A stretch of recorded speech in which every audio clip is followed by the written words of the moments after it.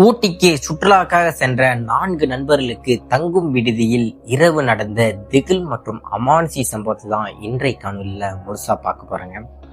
Hi friends, நான் Maddy. Welcome to my channel.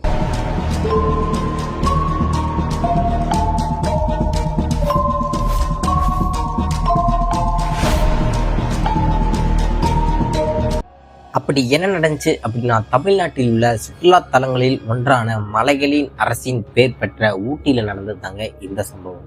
இந்த சம்பவத்தை நம்மளுக்கு ஷேர் பண்ணது சப்ஸ்கிரைபர் கிடையாதுங்க, என்னோட ஃப்ரெண்டோட அண்ணா நண்பர்களுக்கு நடந்ததாங்க இந்த சம்பவம். இந்த சம்பவத்தை நான் கேட்டு தெரிஞ்சுக்கிட்ட என்னோட ஃப்ரெண்டோட அண்ணாவோட நேம் மனோஜுங்க.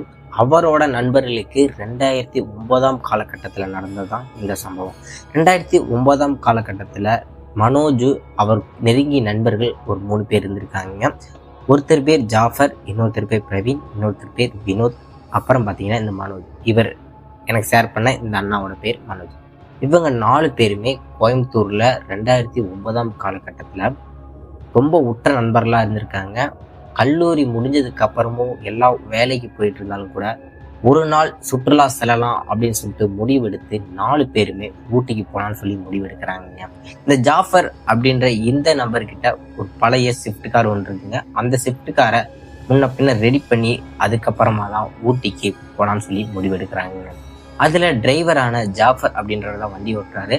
மிச்ச 3 பேருமே பார்த்தீங்க அப்படின்னா கோயம்புத்தூர்ல இருந்து கிளம்புறாங்க மாலை ஒரு 6 மணிக்கு போல ஊட்டிக்கு. இந்த 4 பேருமே பிளான் பண்ண மாதிரி டிசம்பர் மாதம் நல்லா சீசன் டைம்ன்றப்ப கோயம்புத்தூர்லேருந்து ஒரு 6 மணி போல கிளம்பி கார் எடுத்துகிட்டு போயிட்டு இருந்திருக்காங்க. கார் ரொம்ப பழைய கார் அப்படின்ற காரணத்தினால ஹில்ஸ் ஏறுறதுக்கு கொஞ்சம் சிரமமாக தாங்க இருக்குது. கொஞ்சம் பொறுமையாக தான் ஹில்ஸ் ஏறி போயிட்டு இருந்திருக்காங்க. இவங்க கார் ரொம்ப பொறுமையாக போன காரணத்தினால ஊட்டிக்கு மத்திய ஒரு மெயின் பகுதியை ரீச் பண்ணுறதுக்கு மணி ஒரு 10-10:30 ஆயிடுதுங்க. இவங்க 4 பேருமே கொஞ்சம் டயர்டா இருந்த காரணத்தினால தலை சுத்துறது, கொஞ்சம் மயக்க வரும் அப்படின்ற காரணத்தினால அங்க இருந்து ஒரு 5 கிலோமீட்டர் உள்ள போனோம் அப்படின்னா ஒரு சின்ன ஒரு கிராமமா இருக்குதுங்க. அந்த இடத்துல பாத்தீங்க அப்படின்னா தங்கும் விடுதியில தங்கிட்டு அடுத்த நாள் என்ஜாய் பண்ணலாம்னு சொல்லிட்டு முடிவு பண்றாங்க 4 பேருமே.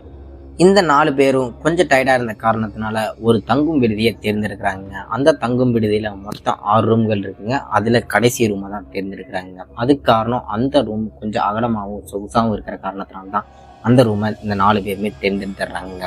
தேர்ந்தெடுத்து மட்டும் இல்லாம அட்வான்ஸா பே பண்ணிட்டு கார்ல இருந்து லக்கேஜ் எல்லாம் எடுத்து ரூம்ல அரேஞ்ச் பண்ணிடுறாங்க. இதுல ஒரு சின்ன சிக்கல் என்ன அப்படின்னா, மாலை ஒரு 6 மணி போல கிளம்புன அவங்க நைட் 10:30 மணிக்கு மேல ஆயும் யாருமே சாப்பிடாதனால பிரவீனும் மனோஜும் என்ன பண்றாங்க அப்படின்னா காரை எடுத்துட்டு போய் பக்கத்துல எங்கேயாச்சும் ஹோட்டல்ல சாப்பாடு வாங்கிட்டு வரலாம்னு சொல்லிட்டு முடிவு பண்றாங்க. பிரவீனும் மனோஜும் தங்குற விடுதியில் இருக்கிற பெரியவங்கெல்லாம் விசாரிக்கும் போது தங்குற விடுதியிலிருந்து வலதுபுறத்துல ஒரு 1/2 கிலோமீட்டர் உள்ள போனாதான் ஒரு உணவகம் இரவு நேரங்களில் செயல்படும், அங்க தேவையான உணவை நீங்க வாங்குங்க அப்படின்னு சொல்லிடுறாங்க. இதை கேட்டதுக்கு அப்புறமா பிரவீனும் மனோஜும் காரை ஸ்டார்ட் பண்ணி வண்டி ஓட்டி போக ஆரம்பிக்கிறாங்க. வண்டி ஓட்டுறது வந்து பாத்தீங்க அப்படின்னா பிரவீன் தாங்க வண்டி ஓட்டுறாரு. பக்கத்துல வந்து மனோஜ் பக்கத்துல உட்காந்து டிராவல் பண்ணி வந்துட்டு இருந்திருக்காரு. இவங்க தங்குற விடுதியிலிருந்து வண்டியை ஸ்டார்ட் பண்ணி ஒரு 100 மீட்டர் தாங்க போயிட்டு இருப்பாங்க. அந்த சாலையை பத்தி சொல்லணும் அப்படின்னா 2 சைடுமே மரங்கள் நல்லா அடர்ந்து போய் கிடக்குதுங்க. நல்லா கருகும் இருக்குது. ஒரு 100 மீட்டர் தாண்டி போனதுக்கு அப்புறம் ஒரு சின்ன வளைவு வலதுபுறத்துல வளையுதுங்க. அந்த வளைவுல ஒரு விசித்திரமான காட்சி இவங்க 2 பேருமே பாக்குறாங்க. அப்படி என்ன பாக்குறாங்க அப்படின்னா, அந்த வளைவுல வளையும் போது ஒரு 20 to 25 வயதக்க ஒரு இளம் பெண்மணி நல்ல மல்லிகைப்பூவோடு பச்சை சேலை கட்டிட்டு நல்ல வெள்ளை தோற்றத்தோடு நல்லா அட்ராக்டிவா தெரியறாங்க அந்த இரவு நேரத்துல. இதை பார்த்த உடனே காரு அவங்க அந்த பெண்மணியை தாண்டி கிராஸ் ஆகி போயிருங்க. அவங்க பிரவீன் என்ன பண்றாரு அப்படின்னா சைடு கண்ணாடியில அந்த பெண்மணியை நல்லாவே பாக்குறாங்க. பார்த்ததுக்கு அப்புறம் மனோஜும் பிரவீனும் டிஸ்கஸ் பண்ணிட்டே வராங்க. மனோஜ் என்ன கேட்கிறாரு அப்படின்னா, இந்நேரத்துல இந்த டைம்ல இந்த பெண்மணி என்ன பண்றாங்க அப்படின்னு சொல்லிட்டு பிரவீன்கிட்ட கேள்வி எழுப்புறாருங்க. அதுக்கு பிரவீன் என்ன சொல்றாரு அப்படின்னா, இந்த பெண்மணியை பார்க்கும்போது ஏதோ பாலியல் தொழில ஈடுபடுற பெண்மணி மாதிரி எனக்கு தெரியுது அப்படின்னு சொல்லி பேசிட்டு இருந்திருக்காங்க. அப்படின்னு சொல்லிட்டு இந்த விஷயத்த பெரிய விஷயமா எடுத்துக்காம ஒரு 1/2 கிலோமீட்டர் தாண்டதுக்கு அப்புறம் அந்த பெரியவங்க சொன்ன மாதிரி அந்த ஹோட்டலை ரீச் பண்ணிடுறாங்க. ரீச் பண்ணதுக்கு அப்புறம் தேவையான உணவை வாங்கிட்டு திரும்பி அதே வழியா வந்துட்டு இருந்திருக்காங்க. அதே வழியா வந்துட்டு இருக்கும்போது இப்ப பிரவீன் இடது புறத்துல எப்ப அந்த பெண்மணிய பார்த்தாங்களோ அதே பெண்மணி இப்ப அப்படியே அதே இடத்துல நின்றுட்டு இருந்திருக்காங்க. இப்ப கொஞ்சம் விசித்திரமா அந்த பெண்மணி காரை கை காட்டினதுக்கு அப்புறம் பிரவீன் காரை நிறுத்திடுறாருங்க. நிறுத்தினதுக்கு அப்புறமா இடது புறத்துல இருந்து அந்த பெண்மணி நடந்து பிரவீன் ஓட்டுநர் சீட்டுக்கு ஜன்னல் பக்கம் வந்து பிரவீன்கிட்ட பேச்சு கொடுக்க ஆரம்பிக்கிறாங்க. மனோஜ் கிட்ட பிரவீன் சொன்ன மாதிரி அந்த பெண்மணி ஒரு பாலியல் தொழில ஈடுபடுற பெண்மணி. அதனால பெண்மணி என்ன பண்றாங்க அப்படின்னா பிரவீன் கிட்ட அந்த பாலியல் தொழில் சம்பந்தமா பேச்சு கொடுக்க ஆரம்பிக்கிறாங்க. பிரவீனும் அதுக்கு பேச்சு கொடுக்க ஆரம்பிக்கிறாரு. கடைசியில அந்த பெண்மணி சொன்னதுக்கு எல்லாமே பிரவீன் என்ன பண்றாரு அப்படின்னா ஓகே அப்படின்னு சொல்றாருங்க. அதுக்கு முன்னாடி மனோஜ் அவருக்கு காதுல விழுந்த ஒரு தகவல் என்ன அப்படின்னா, அந்த பெண்மணிக்கு காசு கொடுக்க தேவையில்லை, நீங்க வந்தா மட்டும் போதும், 3 நாள் என்ஜாய் பண்ண நீங்க சந்தோஷமா இருந்தா மட்டும் போதும் அப்படின்னு அந்த பெண்மணி சொல்றத மனோஜ் காதல் நல்லாவே விழுகுது. மனோஜுக்கு ஒரே சந்தேகங்க, இந்த பெண்மணி இந்நேரத்துல இருக்கிறது மட்டும் இல்லாம இந்த பெண்மணி காசு வேணாம்னு சொல்றாங்க. இந்த மாதிரி பெண்கள் இந்த தொழிலை ஈடுபடுறதுக்கு பணம் தான் முக்கிய காரணம். ஆனா பணம் வேணான்னு சொல்றதுக்கு காரணம் என்ன அப்படின்னா வழிப்பறி பண்றவங்களா இருப்பாங்க. இப்படி கூட்டிட்டு போய் செல்போன், பர்ஸெல்லாம், செயின் இந்த மாதிரி ஸ்நாச்சிங் பண்ற குரூப்பா இருக்கும் அப்படின்னு சொல்லிடுறாங்க. இவங்க பேசிட்டு இருக்கும் போதே பிரவீன் என்ன பண்றாரு அப்படின்னா ரொம்ப ஆர்சை வார்த்தை பேசின காரணமாக காரை விட்டு இறங்கி நடந்து போக ஆரம்பிக்கிறாரு. மனோஜ் என்ன பண்றாரு அப்படின்னா உடனே பிரவீன் கூப்பிட்டுட்டே எங்கடா போற அப்படின்னு கேட்கும்போது அந்த பெண்மணி ஒரு குறிப்பிட்ட இடத்துக்கு ஒரு பள்ளத்தாக்கு மாதிரி இருக்குங்க, ஒரு பதம் மாதிரி ஒரு இடம், அந்த இடத்துக்கு பிரவீனா வா அப்படின்னு சொல்லி கூப்பிடுறாங்க. மனோஜ் என்று வேணான்னு சொல்லிடுறாருங்க. வேணா ஏதோ தப்பா படுத்துறா, நீ வந்துடுறா அப்படின்னு சொல்றாங்க. இருந்தாலும் பிரவீன் வந்து அதுக்கு அக்செப்ட் பண்ணவே இல்லைங்க. எப்படியோ போகணும் அப்படின்ற ஒரு மைண்ட் செட்ல தான் இருந்திருக்காரு. எப்படியோ 2 பேருக்குமே வாக்குவாதம் ஏற்பட்டு ஒரு கட்டத்துக்கு மேலே பிரவீன் வண்டி ஸ்டார்ட் பண்ணி தங்கும் விடுதிக்கு போக ஆரம்பிச்சிடுறாங்க.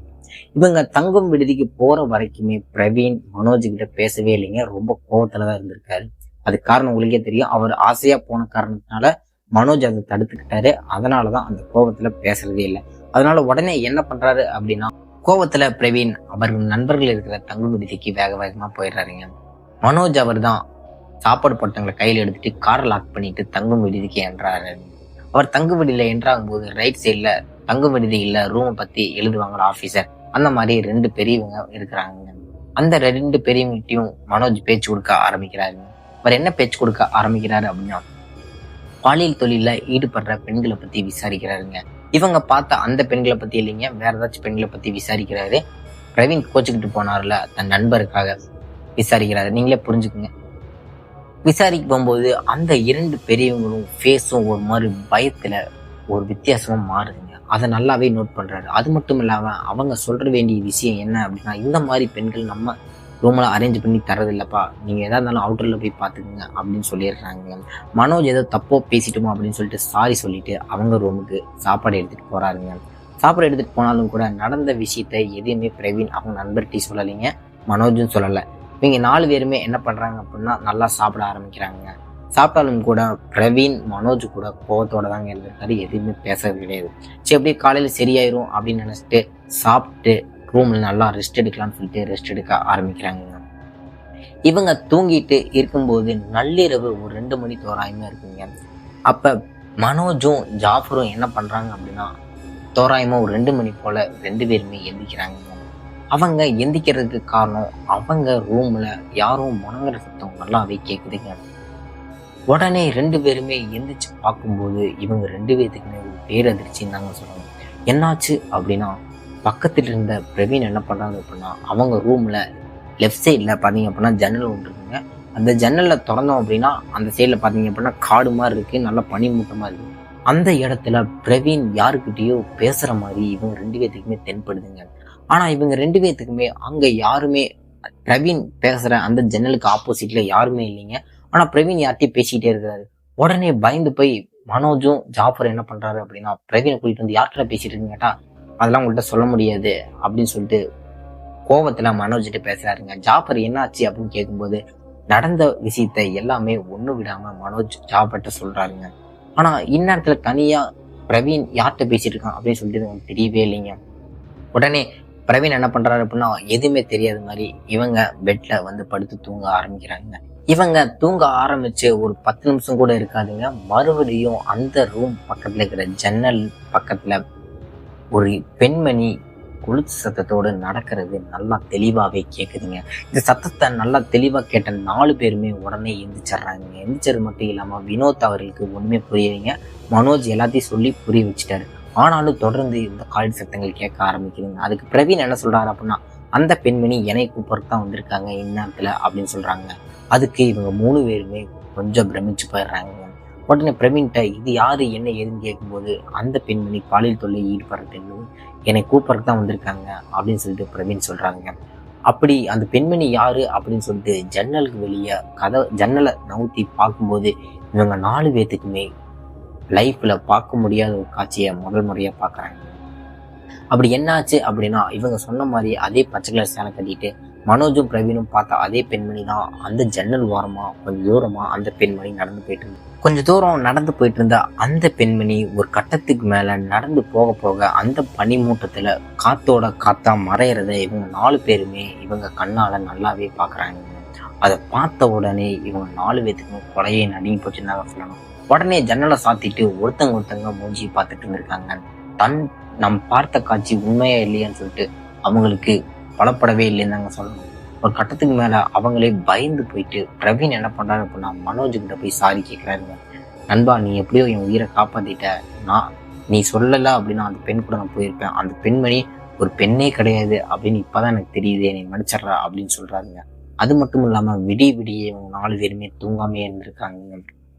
அதுக்கப்புறமா விடிஞ்சதுக்கு அப்புறம் இந்த சம்பவத்தை அந்த விடுதியில இருக்கிற பெரியவங்க 2 பேர்கிட்ட சொல்லும் போகும்போது அவங்க 2 பேருமே கொஞ்சம் பயந்த சுகத்தோட அப்படிலாம் எதுவுமே இருக்காது அப்படின்னு சொல்லி சமாளிக்க ஆரம்பிக்கிறாங்க. இவங்க 4 பேருமே பயந்து போய் என்ன பண்றாங்க அப்படின்னா, இந்த ரூம் எங்களுக்கு வேணாம் அப்படின்னு சொல்லிட்டு ரூமை காலி பண்ணதுக்கு அப்புறம் அந்த 4 பேருமே காரை எடுத்துட்டு அந்த தங்கும் விடுதியிலிருந்து ஒரு 200 மீட்டர் தள்ளி ஒரு பேக்கரி ஒன்று இருக்குங்க, ஒரு தங்கும் விடுதி ஒன்று இருக்கு. அங்க நிப்பாட்டிட்டு டீ குடிக்க ஆரம்பிக்கிறாங்க. காலங்காத்தால டீ குடிக்க ஆரம்பிச்ச உடனே ஜாஃபர் என்ன பண்றாரு அப்படின்னா, நேத்து நடந்த அந்த சம்பவத்தை டீ கடைக்காரர்கிட்ட சொல்ல ஆரம்பிக்கிறாருங்க. அப்படி சொன்ன உடனே டீ கடைக்காரர் உடனே ஒரு பயந்த சுவாகத்தோடு, இந்த சம்பவத்தை நான் சொல்லலாமா இல்லையான்னு தெரியல தம்பி, ஆனா நான் சொன்ன சம்பவத்தை அங்க யார்ட்டி போய் சொல்லிடாதீங்க அப்படின்னு சொல்லிட்டு நடந்த சம்பவத்தை சொல்ல ஆரம்பிக்கிறாருங்க. அப்படி என்ன சொன்னாரு அப்படின்னா, இவங்க தங்குன அதே விடுதியில ஒரு 3 வருஷத்துக்கு முன்னாடி ஒரு 4 பசங்க இந்த மாதிரி ஊட்டியை சுத்தி பார்க்கணும்னு சொல்லிட்டு என்ஜாய் பண்றதுக்கு தங்க ஆரம்பிச்சிருந்திருக்காங்க. அதே தங்கும் விடுதியில தான் இந்த பாலியல் தொழில ஈடுபடுற இந்த பெண்களை பார்த்தீங்க அப்படின்னா இந்த 4 பேருமே அதே ரூமுக்கு வர வச்சிருந்திருக்காங்க. வர வச்சது மட்டும் இல்லாம இந்த 4 பேரும் கஞ்சா அடிச்சுட்டு அந்த மது போதையில என்ன பண்றதுன்னு கூட தெரியாம 4 பேருமே இந்த பெண்ணை சீரழிச்சு பாலியல் ரீதியா துன்புறுத்தி இந்த 4 பசங்களும் கொண்டிருந்திருக்காங்க. அதுக்கப்புறம் இந்த ரூம்காரர்களுக்கு இந்த தகவல் தெரிஞ்சதுக்கு அப்புறம் காவல்துறையும் வந்துருந்துங்க. காவல்துறை வந்தாலும் கூட இந்த 4 பசங்க கொஞ்சம் வசதியா இருந்த காரணத்தினால இந்த கேஸை பெரிய லெவல் எடுத்துட்டு போகாம டப்புன்னு க்ளோஸ் பண்ணிடுறாங்க. க்ளோஸ் பண்ணதுக்கு அப்புறம் இந்த 4 பசங்க அந்த தங்கு விடுதிக்கு செலுத்த வேண்டிய தொகையெல்லாம் செலுத்தினதுக்கு அப்புறம் ஒன்றும் தெரியாத மாதிரி அவங்க ஊருக்கு போயிடுறாங்க. போனதுக்கு அப்புறமா தான் இந்த தங்கும் விடுதியை அவங்க என்ன பண்றாங்க அப்படின்னா வழக்கம் போல டூரிஸ்டுக்கு விட ஆரம்பிச்சிடுறாங்க. டூரிஸ்ட் விட்டதுக்கு அப்புறமா பல பேர் அந்த ரூம்ல அந்த பெண்மணியை பார்த்ததா சொல்லி இருந்திருக்காங்க. இப்படியே 1 வருஷம் கழிச்சு ஒரு 3 நபர்கள் இந்த மாதிரி பசங்க அந்த ரூம்ல தங்கி இருந்திருக்காங்க. அந்த 3 பேர்ல ஒரு நபருக்கு உடம்பு சரியில்லாம போயிருதுங்க வந்த ஒரு நாள்லயே. இதுல மீதி 2 பேருமே பக்கத்துல கிளினிக் இங்க இருக்கா அப்படின்னு சொல்லிட்டு கார் எடுத்து போய் பார்க்கலான்னு சொல்லிட்டு பார்க்க போயிருந்திருக்காங்க. பார்த்துட்டு திரும்பி வந்து தன் நண்பனை கூட்டிட்டு போலாம் அப்படின்னு சொல்லிட்டு கதவை திறந்த 2 பேத்துக்குமே ஒரு பேர் எதிர்ச்சிங்க. என்னாச்சு அப்படின்னா, உடம்பு சரியில்லாம தூங்கிட்டு இருந்த தன் நண்பன் இப்ப ஃபேன்ல தூக்கு மாட்டி மர்மமான முறையில இறந்து கிடக்குறாங்க. அதை பார்த்தோன்னே 2 பேத்துக்குமே ஈரக்கொலையே நடுங்கி போச்சுங்க. ஆனா எப்படி இறந்திருக்காரு அப்படின்னு சொல்லிட்டு யாருக்குமே தெரியாதுங்க, கேள்விக்குறிதான். அதுக்கப்புறம் அந்த கேஸ் முடிஞ்சதுக்கு அப்புறம் ஒரு 6 மாத காலகட்டம் அந்த ரூமை எந்த டூரிஸ்டுக்குமே கொடுக்காம பூட்டி வச்சிருந்திருக்காங்க. அதுல வேலை செய்யற நபர்கள் இரவு நேரங்கள்ல இந்த பெண்மணியோட ஆன்மாவை இரவு நேரங்கள்ல பார்த்திருக்கிறதா நிறைய பேர் சொல்லியிருந்திருக்காங்க. நமங்க நிறைய பேர் தங்கும் விடுதியில வேலை செய்யறவங்க நிறைய பேர் பாதியிலேயே வேலையை விட்டு போயிருந்திருக்காங்க நமங்க. ஆனா டூரிஸ்ட் அதிகமா வர காரணத்தினால அந்த 6வது ரூமையும் திறந்து விட்டு இருந்திருக்காங்க, வழக்கமா டூரிஸ்ட் வர காரணத்தினால. அதுக்கப்புறம் இதெல்லாம் ஒண்ணும் விடாம இந்த பேக்கரிக்காரர் இந்த 4 வெட்டி சொன்ன பிறகு இந்த 4 பேருமே காரை எடுத்துட்டு ஊட்டியை கூட சுத்தி பார்க்காம டைரக்டா கோயம்புத்தூருக்கே வந்துடுறாங்க. கோயம்புத்தூர் வந்த பிறகுதான் நிம்மதி பெருமிச்சு விட்டுருந்துருக்காங்க.